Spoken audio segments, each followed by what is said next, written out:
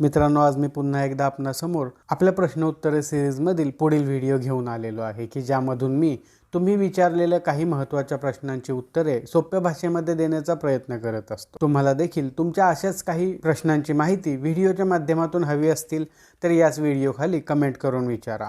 पुढच्या प्रश्न उत्तरे सिरीजच्या व्हिडिओमध्ये तुमच्या प्रश्नांची उत्तरे नक्कीच दिली जातात। त्याचबरोबर तुम्हाला आमच्यातर्फे कायदेविषयक सल्ला घ्यायचा असेल तर स्क्रीनवर दिसत असलेल्या मोबाईल नंबरवर व्हॉट्सॲप मेसेज करून तुम्ही कॉल बुक करू शकता।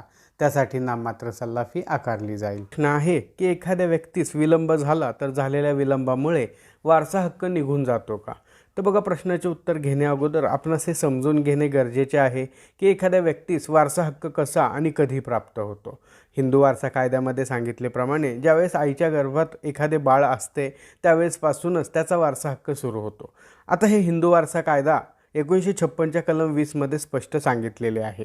ही बाब उदाहरणाने समजून घ्यायची झाली तर समजून चालूयात की 26 जून 2025 रोजी एखादी व्यक्ती मृत झाली आणि त्या व्यक्तीची पत्नी गर्भवती असेल आणि पुढे त्या पत्नीने 7 सप्टेंबर 2025 रोजी मुलाला किंवा मुलीला जन्म दिला तर त्या मुलाला किंवा मुलीला वारसा हक्क मिळण्याचा तसाच अधिकार असतो जसा की तो किंवा ती 26 जून 2025 पूर्वी जन्माला आला किंवा आली असती। यावरून आपणास वारसाचा हक्क हा विषय किती स्पष्टपणे वारसा कायद्यामध्ये मांडलेला आहे हे लक्षात येते।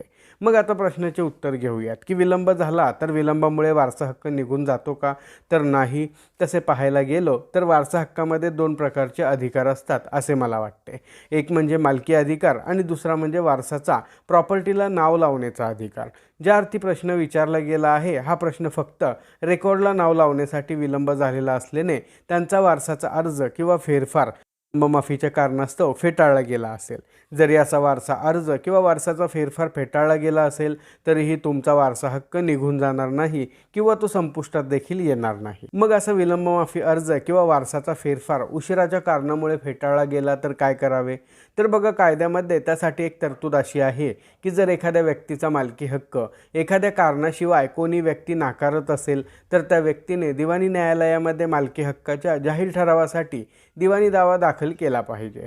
मालकी हक्काच्या जाहीर ठरावासाठी दिवाणी दावा कसा दाखल करायचा असतो तसेच त्या दाव्याची सविस्तर कार्यपद्धती कशी चालते याबाबतची सविस्तर माहिती देणारा व्हिडिओ चॅनेलवर अगोदरच अपलोड केलेला आहे।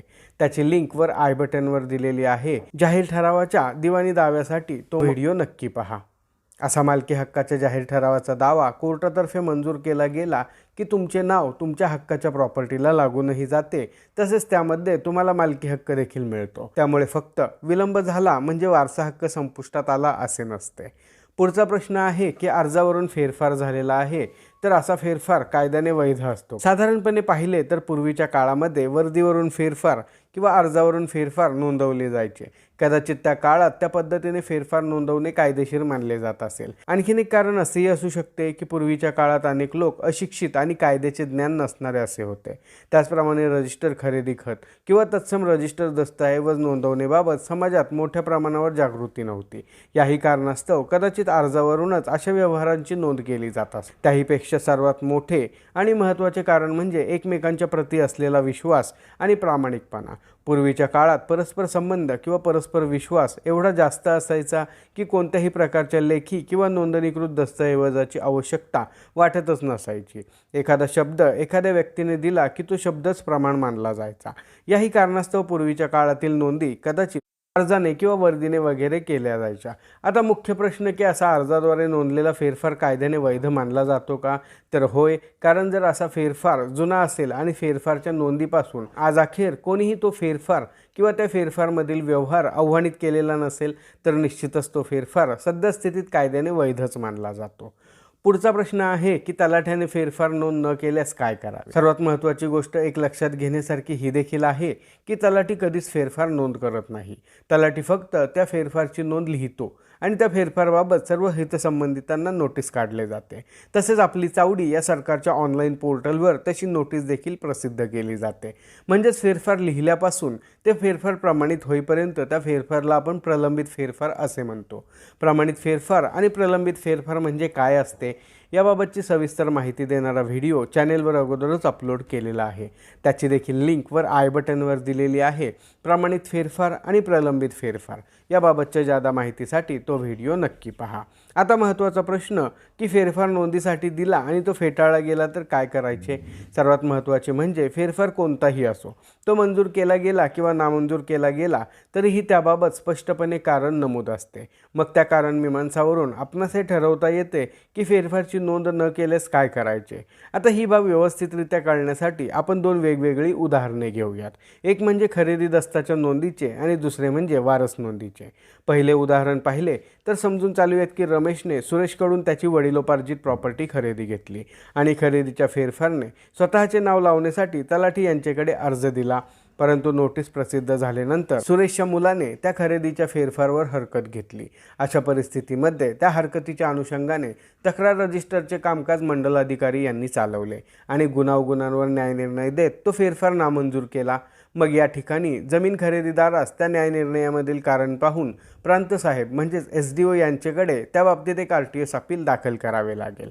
एखाद्या फेरफार विरुद्ध RTS अपील कसे दाखल करायचे असते, कोठे दाखल करायचे असते, त्याची संपूर्ण कार्यपद्धती किंवा कायदेशीर प्रक्रिया कशी चालते याबाबतची माहिती देणारा देखील व्हिडिओ चॅनेलवर अगोदरच अपलोड केलेला आहे. त्याची देखील लिंक वर आय बटनवर दिलेली आहे. RTS अपिलाच्या जादा माहितीसाठी तो व्हिडिओ नक्की पहा. आता दुसऱ्या उदाहरणाबाबत पाहायचे झाले तर समजून चालूयात की सुरेशच्या मृत्यूनंतर सुरेशच्या मुलाने त्याचे आणि त्याच्या बहिणीचे नाव सातबारा उतारायला लावण्यासाठी अर्ज दिला. परंतु त्या अर्जावर अन्य 13 इसमाने तक्रारी अर्ज दिला की तो सुरेशचा मुलगा असून अर्जदार हे सुरेशचे वारस नाहीत. अशा परिस्थितीमध्ये अर्जदार हे सुरेशचे वारस आहेत का तक्रारी अर्जदार सुरेशचे वारस आहेत हे ठरवण्याचे अधिकार महसुली अधिकारी यांना नसल्याने महसुली अधिकारी असा फेरफार मंजूर न करता सुरेशचे वारस असल्याबाबत वारस दाखला सक्षम दिवाणी न्यायालयातून आणण्यास आदेश करतात. मृत व्यक्तीच्या प्रॉपर्टी संदर्भाने वारस दाखला म्हणजेच हेअरशिप सर्टिफिकेट किंवा सक्सेशन सर्टिफिकेट कोर्टातून कसा मिळवतात त्या बाबतीतील सविस्तर माहिती देणारा व्हिडिओ चॅनेलवर अगोदरच अपलोड केलेला आहे. त्याची देखील लिंक वर आय बटनवर दिलेली आहे. वारस दाखल्याबाबत जादा माहितीसाठी तो व्हिडिओ नक्की पहा.